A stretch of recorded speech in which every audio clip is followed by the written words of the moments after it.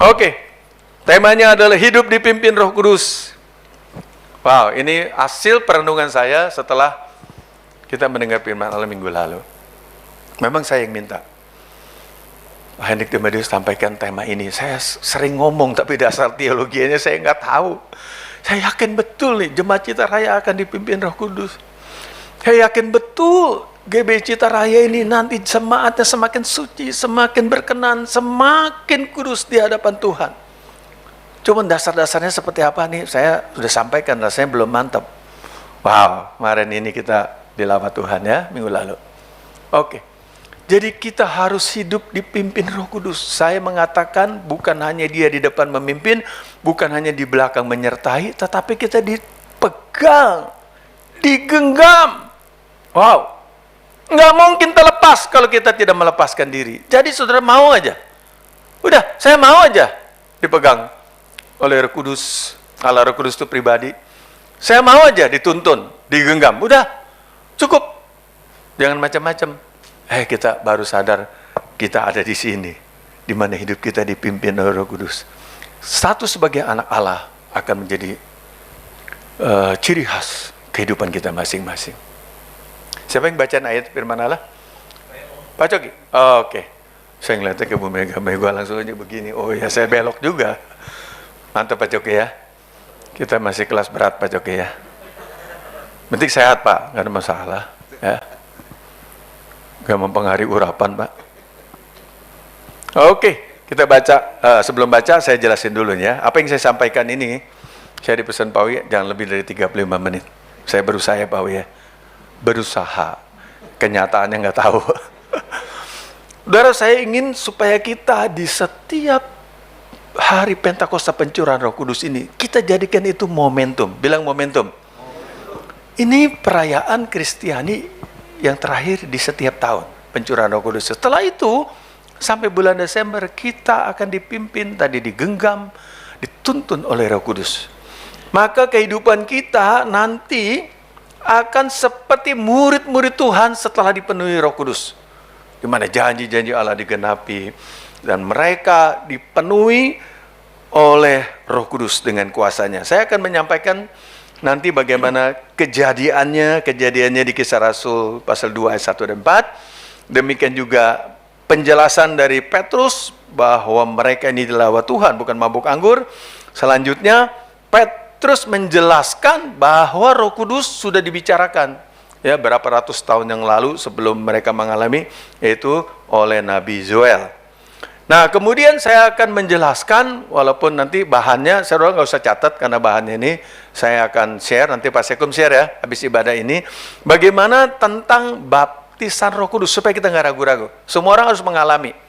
Dan baptisan Roh Kudus itu saya baca di buku, sekali cukup. Tapi berbahasa roh harus terus-menerus. Terus-menerus. Selama Tuhan memunculkan kata-kata dari lidah mulut bibir kita, bahasa roh, saudara keluarkan aja. Tentunya di depan banyak orang, saudara agak perlahan. Tapi jangan memadamkan. Karena Tuhan mau pada waktu saudara, walaupun di ruangan ada banyak orang, saudara mungkin bahasa rohnya pelan-pelan. Karena Tuhan mau saudara mengucapkan. Pada waktu itu saudara urapan baru turun. Demikian juga saya akan jelaskan mengenai waktu kita penuh Roh Kudus, ya di mana kita tanda awalnya berbahasa, berbagai bahasa, yaitu bahasa roh. Demikian juga hubungannya dengan baptisan air. Apakah di depan, apakah setelah dibaptisan air, nanti ayat-ayatnya saya jelaskan. Oke, yang pertama, silakan Pak Coki.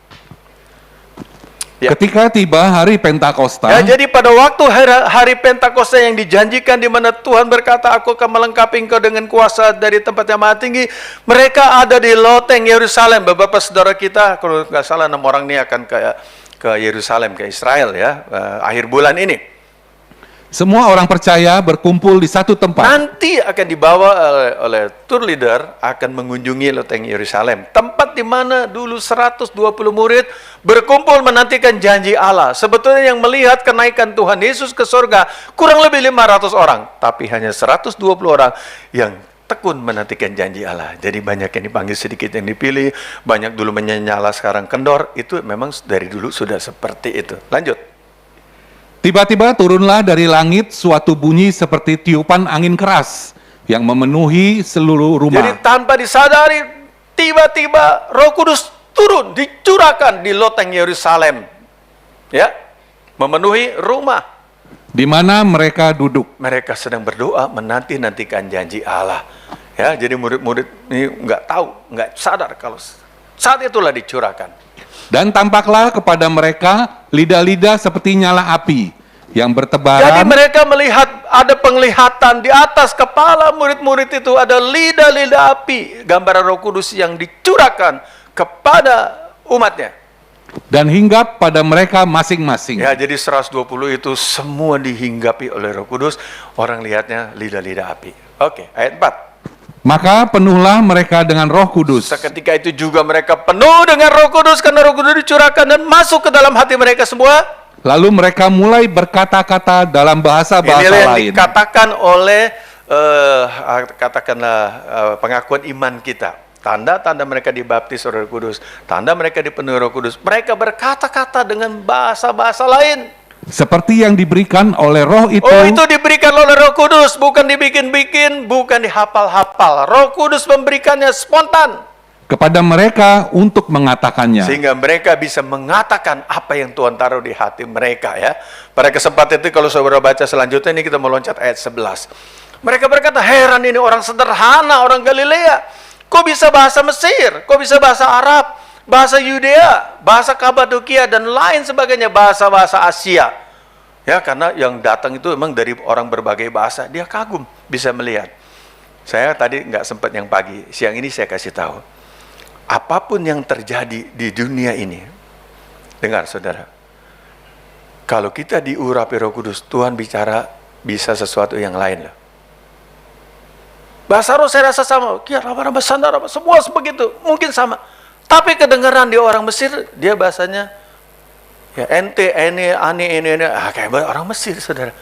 Padahal bahasanya semua sama. Tapi orang Mesir ngedengarnya bahasa Mesir. Jadi Bapak Ibu Saudara, urapan Roh Kudus itu penting. Apapun situasi keadaan, orang lihat, wah, Tuhan bicara sama kita, khusus buat orang yang dikasihi. Bahasa yang kita mengerti, dan kita tetap kuat. Karena Roh Kudus ada dalam hati kita. Beri tepuk tangan bagi Allah yang luar biasa. Ini penting. Waktu kita diurapi Roh Kudus, apa yang kita terima itu yang dari Roh Kudus, bukan yang dari dunia. Ngerti ya saudara ya? Jadi kenapa orang dipenuhi Roh Kudus itu canggih, nggak ada takutnya lah, ada bla bla bla. Karena dia dengarnya suara Roh Kudus, bukan suara orang. Kebanyakan maksudnya. Ya, ini satu poin. Saudara harus pegang ini. Ya, seperti ya yang diberikan oleh Roh itu Kepada mereka untuk mengatakannya. jadi Roh Kudus yang akan mendorong kita mengatakan. Jadi nubuat itu juga adalah suara Tuhan. Roh Kudus mau mengatakan apa? Ya, kemarin ini ya minggu lalu khusus pesan itu buat saya, buat kita ada. Cuman kita nggak ada yang mengertikannya. Kita berbahasa roh sama-sama. Tapi Pak Hendrik dikasih tahu khusus buat saya. Sudah dikasih artinya. Dan itu powerful, saudara. Itu sesuatu. Dan saya banyak di ibadah ini. Tuhan bicara kepada saya. Walaupun saudara tuh ngomongnya lewat doa atau lewat bahasa roh. Saya sampai sering kali menangis, saudara. Hari ini belum menangis sih, saudara. Tapi biasa saya lawat Tuhan. Wow. Oke. Ini penjelasan dari Petrus. Baik orang Yahudi maupun penganut agama Yahudi, orang Kreta dan orang Arab, Ya. kita mendengar mereka berkata-kata dalam bahasa kita sendiri. Jadi dengar saudara, dia dengarnya bahasa roh kayak kita ini, saudara. Coba dah di World Prayer Assembly. Bahasa rohnya sama kan? Kurang lebih sama sama kita. Ya, cuman logat-logatnya lah, orang Pakistan beda sedikit, orang Barat beda sedikit. Tapi orang Yahudi dengarnya suara yang bahasa ibu. Orang Kreta, orang Arab dengarnya suaranya itu bahasa Arab. Wow, ini luar biasa. Terus? Tentang perbuatan-perbuatan besar yang dilakukan Allah. Ya, jadi mereka berbicara tentang perbuatan Allah yang besar, baik yang sekarang sedang dikerjakan maupun yang akan datang. Ayat 12. Mereka semuanya tercengang-cengang dan sangat termangu-mangu sambil berkata seorang kepada yang Jadi lain. mereka di luar gedung loteng Yerusalem itu, wah, mereka berkata apa? Apakah artinya ini? Ada apa ini? Apa artinya ini? Ayat 13. Tetapi orang lain menyindir, mereka sedang mabuk oleh anggur manis. Ya, karena dia tidak dengar bahasanya dia, mungkin yang dia dengar bahasanya macam-macam, pasti ya agak sedikit, wah kayak kacau. Wah, ini sedang mabuk ini. Ayat 14. Maka bangkitlah Petrus berdiri dengan ke-11 rasul itu. Lihat, orang yang lemah, yang menyangkal Tuhan, sudah diurapi penuh Roh Kudus. Wow, bangkit di tengah-tengah orang banyak itu. Apa katanya? Dan dengan suara nyaring, ia berkata kepada Ya. mereka, "Hai kamu orang Yahudi, dan kamu semua yang tinggal di Yerusalem, ketahuilah dan camkanlah perkataanku ini. Oh, perhatikan perkataanku ini sesuai dengan apa yang terjadi sekarang ini. Ya, silakan. Orang-orang ini tidak mabuk Oh, mereka tidak mabuk. seperti yang kamu sangka, Kamu nyangkanya memang mabuk. karena hari baru pukul 9. Nah, pukul 9 pagi itu jarang orang mabuk. Tidur iya, karena malamnya mabuk, saudara ya. Lanjut. Tetapi itulah yang difirmankan Allah dengan perantaraan Nabi Yoel. Ini sesungguhnya sudah terjadi ratusan tahun yang lalu, sudah dinubuatkan akan terjadi pada akhir zaman ini, dan sekarang ini lebih lagi. Ayat selanjutnya. Akan terjadi pada hari-hari terakhir, demikianlah firman Dan Allah, sekarang ini sedang digenapi, luar biasa. bahwa aku akan mencurahkan rohku ke atas semua manusia. Sudah terjadi, bahkan yang akan datang lebih lagi. Aku mencurahkan rohku ke atas semua manusia. Maka anak-anakmu laki-laki dan perempuan akan bernubuat. Tuhan akan pakai anak-anakmu, laki-laki dan perempuan. Mereka akan bernubuat, akan memperkatakan perkataan Allah. Mungkin orang tua bingung, kok anak saya ini dipakai Tuhan bicara sesuatu yang dalam firman Allah. Terus, Dan teruna-terunamu akan mendapat anak penglihatan-penglihatan. remaja juga Tuhan beri penglihatan-penglihatan. Di tempat ini pun, tempo hari waktu kita sedang merasakan lawatan Allah. Saya dengar ya, anaknya Pak Coki bilang, omongannya Opa itu betul. Karena aku melihat di gereja ini, kalau nggak salah, kalau dari hadapan saudara sebelah kanan ini. Di sebelah kanan ini bukan hanya bocor, tetapi seperti ada selang yang besar, pecah. Sehingga air mengalir dari pojok ini, memenuhi mimbar, memenuhi ruangan Bapak Ibu Saudara duduk, sampai ke seluruh Citaraya. Beri tepuk tangan bagi Allah yang luar biasa. Saya semakin yakin gereja ini dipakai Tuhan. Saya semakin yakin ada orang-orang yang dipakai dahsyat di gereja ini. Amin. Karena Tuhan perlihatkan itu. Bukannya netes, bukannya kepret-kepret, gerojokan air. Wow. Siapa yang buka hati akan dipakai. Siapa yang percaya akan dahsyat. Siapa yang melakukan, mengelola apa yang Tuhan berikan, Tuhan akan tambah-tambahkan. Tapi yang tidak percaya, nggak ada bedanya. Yang tidak melakukan, sami mawon. Apalagi yang melawan, wah, pasti dapat juga sesuatu yang seperti kita memadamkan roh Allah yang bekerja luar biasa. Lanjut. Dan orang-orangmu yang tua Kita akan mendapat nih mimpi. orang tua akan mendapat mimpi, diberikan visi yang besar, katakan amin. Amin. Makanya saya di masa tua ini saya mau mengembangkan perkataan-perkataan yang dari Tuhan.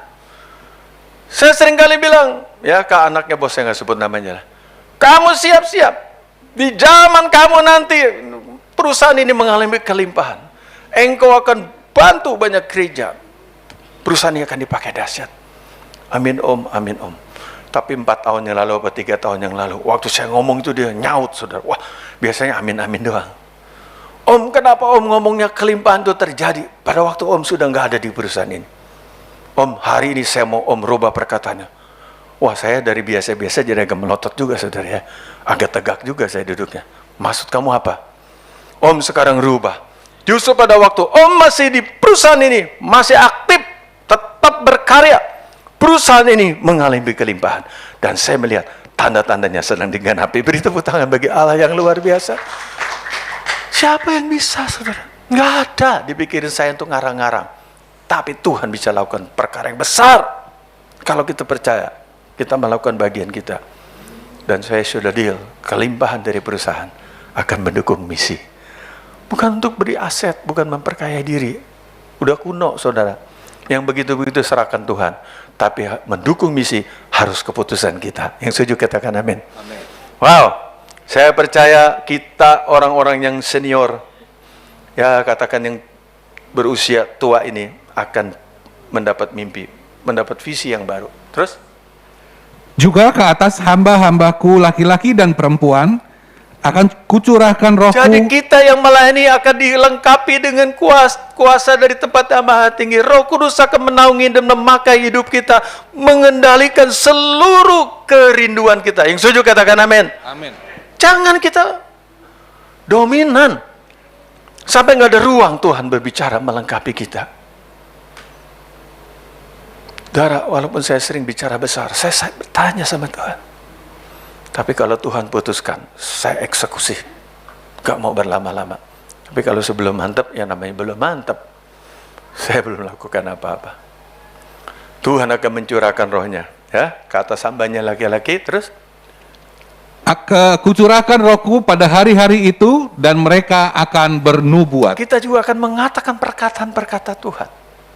Yang saya katakan itu nubuat untuk perusahaan yang saya pimpin sekarang. Tapi ya setelah saya ngomong 4-5 tahun, ya amin terus. Tapi 3 tahun yang lalu, kira-kira 3 tahun yang lalu, dia mengubah. Dan sekarang saya nggak pernah berbicara seperti yang dia sudah ubah itu. Sekarang saya berbicara, di tengah saya masih bekerja, saya melihat perusahaan ini mendukung misi karena kelimpahan. Beri tepuk tangan bagi Allah yang luar biasa. Apalah saudara, kita percaya dan mau lakukan yang baik kok. Saya nggak mau numpuk kekayaan kok. Saya ingin dukung misi supaya melalui hidup kita nama Tuhan dimuliakan. Oke. Ayat 19 lanjut ya. Dan aku akan mengadakan mujizat-mujizat di atas. Saudara, saya kasih tahu, kita sekarang perlu mujizat. Yang mau katakan amin. Amin. Saya perlu mujizat. Saudara pun dalam bekerja dan pelayanan perlu mujizat. Makanya kita harus lakukan bagian kita dan nanti kan bangun bagian Allah. Terus Di langit dan tanda-tanda di bawah, di bumi. Darah dan api dan gumpalan-gumpalan asap. jadi ada banyak tanda heran. Ya, kita nggak usah pikirin jenisnya. Yang penting Tuhan mantap hadir menyertai hidup kita. Apalagi yang terjadi? Matahari akan berubah menjadi gelap gulita, Ya. dan bulan menjadi darah sebelum datangnya hari Tuhan, hari yang besar dan mulia itu. Kita sedang nanti-nantikan ini. Ayat 21, ini yang akan terjadi lawatan Allah buat seluruh bangsa-bangsa. Dan barang siapa yang berseru kepada nama Tuhan akan Ya, diselamatkan. terima kasih. Jadi keselamatan akan terjadi, kita menjadi saksi. Ya, karena saya ikut selalu ya di mesbah Pajar Gabungan jam 5 sampai jam 6. Saya selalu mendengar kesaksian dari mana, saudara ya. Dan saya semakin menyala-nyala. Ya, minggu depan, Sabtu depan, kami akan doa bermisi ke suku laut. Ya, ada beberapa teman-teman kami akan utus. Ternyata Kaparwil 4, Bapak Jonathan Arif, mungkin sudah 2-3 tahun, di beberapa tahun yang lalu, dia melakukan misi tinggal di suku laut. Jadi kami akan eksekusi apa yang Tuhan suruh untuk suku laut. Saya rindu melalui kegiatan kita, banyak orang diselamatkan.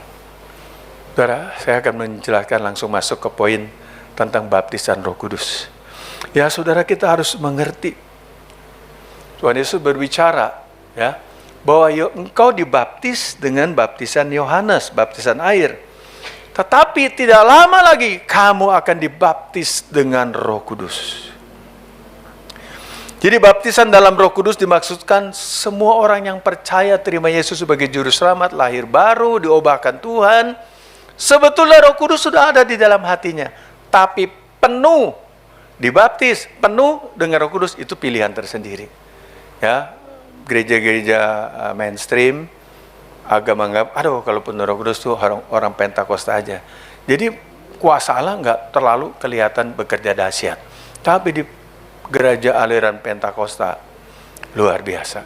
Dan kita termasuk yang sangat rindu ya urapan atau jamahan Roh Kudus. Next. Oh, kemajuan. Ulang satu lagi. Balik. Oke. Nah, Bapak Ibu Saudara, murid-murid juga dianjurkan jangan tinggalkan Yerusalem sampai kamu dibaptis dalam Roh, kamu diperlengkapi dengan kekuasaan dari tempat Maha Tinggi. Ya, ini ada ya dalam Lukas 24 dan Kisah Rasul 1 ayat 8. Jadi kita, saudara, saya merenung. Kenapa saya sering ngomong waktu kita di gereja ini belum lakukan apa-apa? Kan baru diurapi. Saya tahu kiri kanan, kita baru diurapi di gereja. Pada waktu kita memakai, kita menjadi saksi, memakai ataupun melakukan tugas pelayanan karena kita diurapi oleh kuasa Allah, itu baru lakukan apa-apa. Baik di keluarga, di pelayanan maupun di pekerjaan. Jadi saya heran kalau orang habis ibadah minggu 3 kali sampai 5 kali, Seninnya tuh loyo, saudara. Saya bertanya, siapa yang suruh kamu khotbah 3 kali, 5 kali? Kita setiap pelayanan, kita juga diurapi. Yang setuju katakan amin. Staf gembala, hamba Tuhan, pelayanan siapa saja di mimbar ini, engkau diurapi. Bukan kita mengurapi, loyo loh kalau kita mengurapi. Kita diurapi. Besok Senin, wow, powerful, dahsyat ya. Ya, karena saya diingatin supaya jangan lewat waktunya, saya loncat-loncat aja langsung saudara. Jadi baptisan dalam roh ini akan menyempurnakan karya Roh Kudus. Pembaharuan dan pengudusan hidup kita. Roh Kudus beracara. Sehingga kita bisa on fire menghidupi kelahiran baru. Roh Kudus diam dalam hati kita. Ya, karena kita dibaptis dan berkata-kata dengan berbagai bahasa. Ya, ini kesaksian Rasul Paulus bagaimana pada waktu dia ada di satu kota, supaya setelah mereka dibaptis oleh baptisan Yohanes, harus dibaptis dalam baptisan Tuhan Yesus dan didoain penuh Roh Kudus, saudara. Dahsyat ya, saudara ya. Hal yang kedua adalah tentang berkata-kata dengan bahasa roh. Di mana dalam berkata dalam bahasa roh atau glosolalia ini dipandang oleh orang Kristen sekarang ini adalah tanda ilahi. Jadi Allah yang mengerjakannya. Ya, Roh Kudus juga satu pribadi, Allah Roh Kudus. Dia akan membuat kita yang sudah dibaptis dalam Roh Kudus ini akan berkata-kata dengan berbagai bahasa dan kehidupan kita berubah. Berubahlah, saudara. Jadi tadi saya bersaksi pagi ya, kalau suatu saat kita di depan meeting pun sama-sama banyak orang, Tuhan mau kita berbahasa roh, bahasa roh lah pelan-pelan. Karena Tuhan ingin menguatkan kita atau memberikan sesuatu. Gak bisa, kita harus ya. Saya kadang-kadang suka tahan-tahan juga, tapi setelah saya ngerti ini, pelan aja. Ya, pelan-pelan. Orang kan nggak tahu, dikira kita lagi bergumam begitu. Tapi sebetulnya bahasa roh, supaya roh aktif dalam hidup kita. Karena kita perlu tuntunan Tuhan kan ya. Jadi berkata-kata dalam bahasa roh ini ada yang benar, ada yang palsu. Kita bicara yang benar. Ini merupakan pewujudan adikodrati Roh Kudus dengan ucapan yang diilhami roh. Roh yang mengucapkan. Kita hanya melepaskan lidah mulut bibir kita bicara. Kita juga tidak mengerti apa yang kita bicarakan. Tapi kita berbicara kepada Tuhan. Tak tahu kita dikuatkan. Di mana orang percaya itu berkata-kata dalam bahasa yang belum pernah dipelajari. Memang tidak bisa dipelajari. Ya.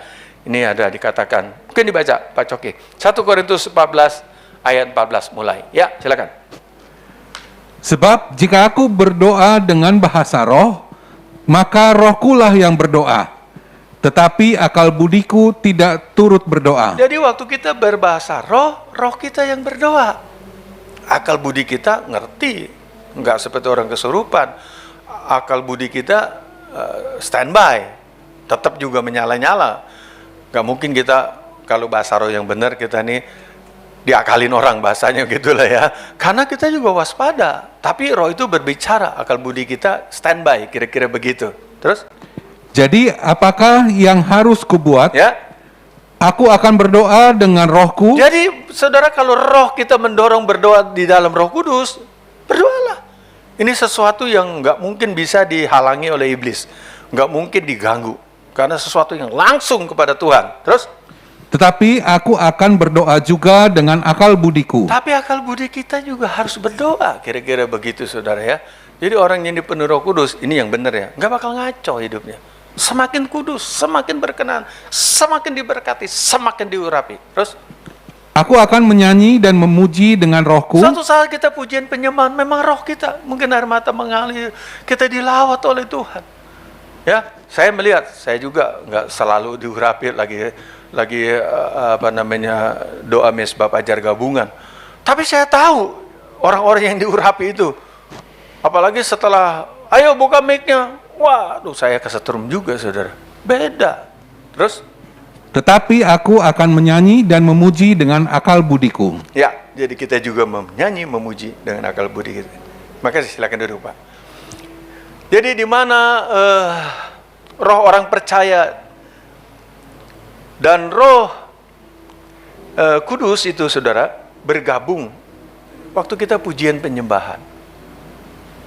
Makanya yang disebut generasi Yeremia ini, dia nanti doa pujian penyembahannya itu dahsyat. Jadi anak-anak muda yang dilawat Tuhan datang di ibadah raya seperti ini nih. Ini banyak anak-anak muda. Ini akan mempengaruhi atmosfer pujian penyembahan di gereja. Karena mereka dilawat oleh Tuhan dan lawatan Allah itu terimpartasi, mengalir kepada kita semua. Ya, apalagi mereka sudah dibaptis oleh Roh, penuh dengan Roh. Jadi buat berbahasa roh yang benar, kalau berupa itu adalah karunia Roh Kudus, jadi bisa menafsirkan seperti kemarin ini ya, ditafsirkan oleh Pak Hendrik Timadius, dia bernubuat buat saya, Tuhan berbicara buat saya. Jadi kita mengerti apa yang Tuhan sampaikan. Enggak semua, suatu saat enggak ada, enggak apa-apa juga. Tapi kita tetap berbahasa roh, ya supaya roh Allah memberikan kita terobosan kekuatan yang baru. Jadi bahasa roh yang dipakai oleh orang percaya untuk berbicara kepada Allah membuat mereka meningkat kehidupan rohaninya. Ya, ada ayatnya. Kalau saya baca nanti Pak Sekum sebar aja ya, share. Karena ini ada banyak ayat yang saya nggak bisa baca juga. Ada bahasa roh yang palsu. Apa itu buktinya? Mereka yang pakai bahasa roh yang palsu ini sekedar berbicara tiru-tiru, ikut-ikutan bahwa dia juga berbahasa lain. Nggak ada kehadiran Roh Kudus dalam hidupnya, hanya tiru-tiru. Nggak enak tetangga bahasa roh, saya juga bahasa saya lah kira-kira, tapi ditiru-tiru. Nggak ada faedahnya. Kan itu bukan dari Roh Kudus. Hanya kepingin sendiri. Kalau tidak berjaga-jaga, kuasa kegelapan nanti masuk. Jangan. Ha? Jadi kita harus buka hati. Kalau sudah belum dibaptis roh, mintalah.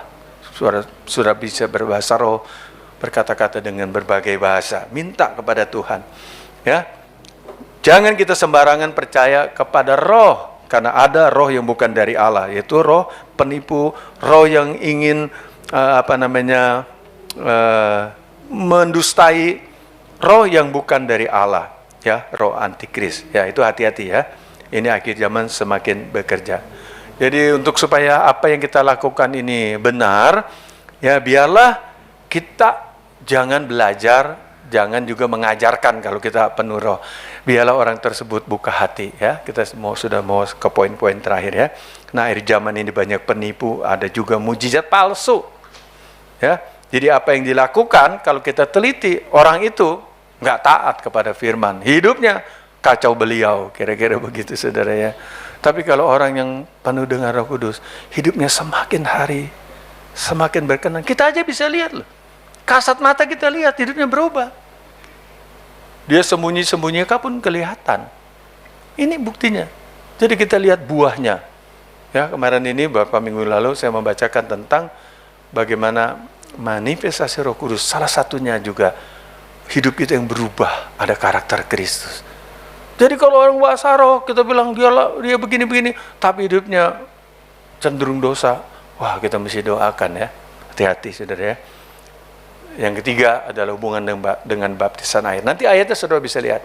Jadi ada orang yang dibaptis dengan Roh Kudus, bisa berkata-kata dengan berbagai bahasa, bisa terjadi setelah dia dibaptis baptisan air, baptisan Tuhan Yesus.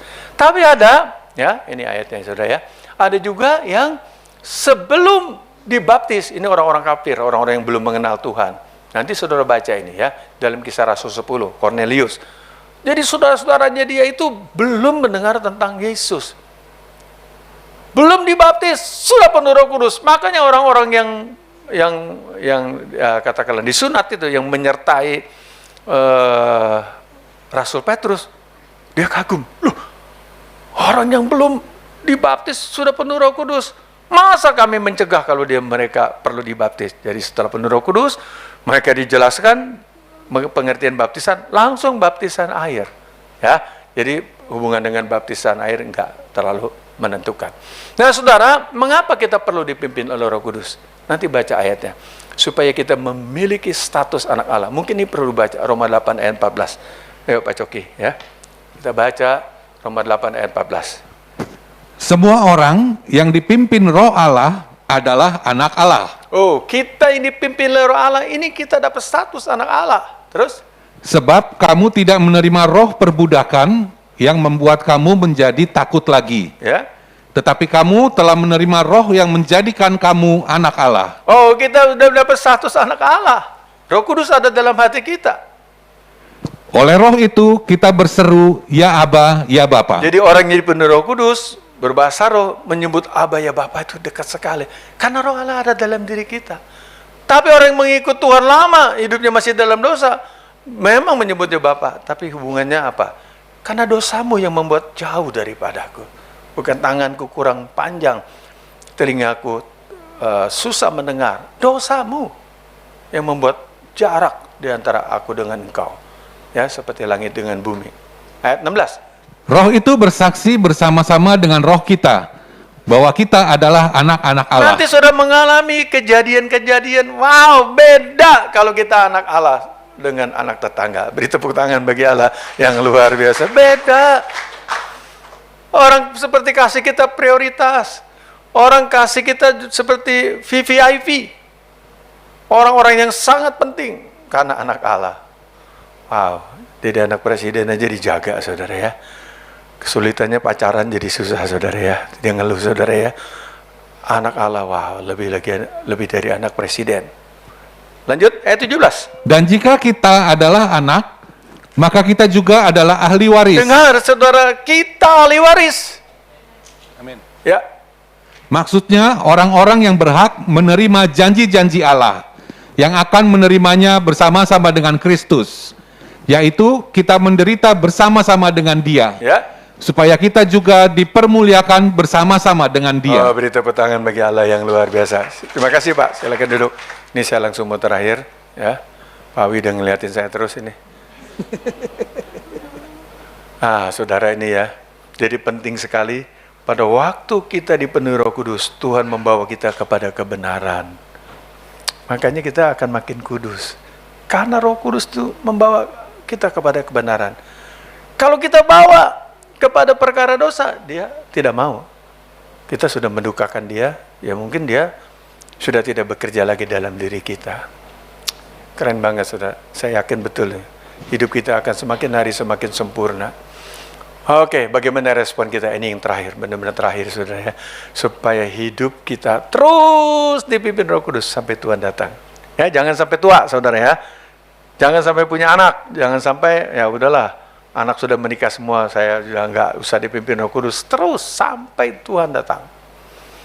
Oke, ini Yohanes mesti dibaca, Yohanes 7, ini ayat terakhir 37 sampai 39. Ya, silakan. Kita harus datang dengan rasa haus kepada Tuhan dan juga percaya Roh Kudus ada dalam hidup kita. Yohanes 7, silakan. Ya. Ayat 37 sampai 39. Di depan udah ada mungkin. Dan pada hari terakhir, Ya, sekarang ini sedang terjadi di akhir zaman. yaitu pada puncak perayaan itu, Setiap kita mengalami hari Pentakosta, setiap saat sekarang ini ya, sekarang mau momentum. Ini kegerakan sampai kita menghabiskan tahun ini, masuk tahun yang baru. Yesus berdiri dan berseru, Ya, apa katanya? barang siapa Oh haus, saudara, jadi kita harus haus akan baptisan Roh Kudus, harus haus berkata-kata dengan berbagai bahasa.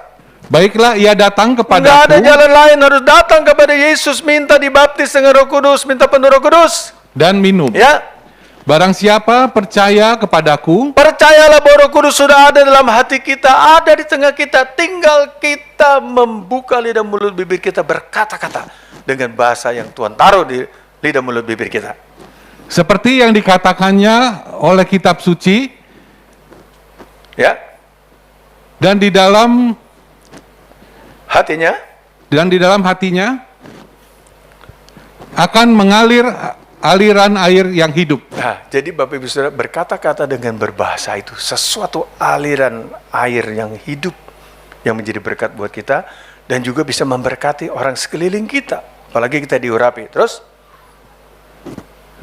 Yang dimaksudkannya adalah roh yang akan diterima oleh mereka yang percaya kepadanya.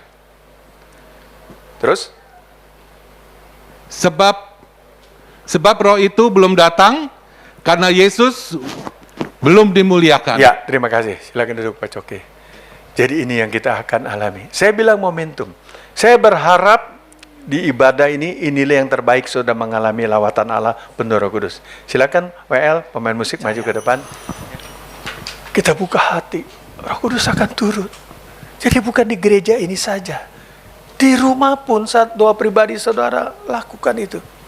Mungkin Tuhan mau menguduskan kita, mau berkata-kata tentang pekerjaan, pelayanan kita, nggak ngerti.